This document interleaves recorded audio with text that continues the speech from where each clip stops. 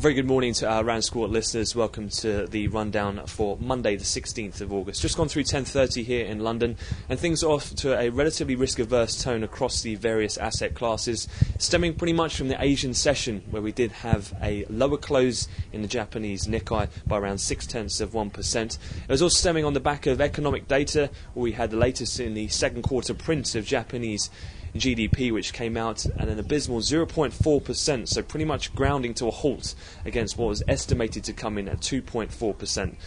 So a lot weaker Japanese GDP. That coupled as well with pretty downbeat comments at the weekend from the closely followed economist Nouriel Roubini, who said that we're in for pretty much a 30% chance of potential, again, moving into a second recession. That as well with ECB's Honohan, who was pretty downbeat on Europe's growth potential, even though we had a almost 3-year high in the GDP print last week from the Eurozone. He said that going forwards, growth will be gradual at best. That has led to some widening in the peripheral spreads, and as equities have moved into negative territory as the mornings progressed, financials have been the weakest performing on the sector breakdown in Europe, and has provided the bid tone to fixed income.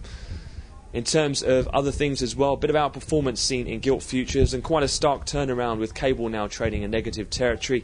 A few people paying attention to a Telegraph article which came out at the weekend, which suggested the Investec economist David Page saying that we could be in for a three-way split when the minutes are unveiled, with a sentence again going for a hike, the rest unchanged, but two potentially going for a hike in the quantitative easing programme beyond the current ceiling of 200 billion sterling.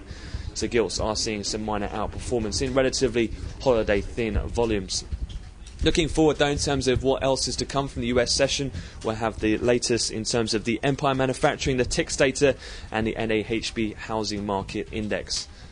That concludes the European morning wrap-up. We'll have another update to the European cash equity close, but I wish you all a great trading day.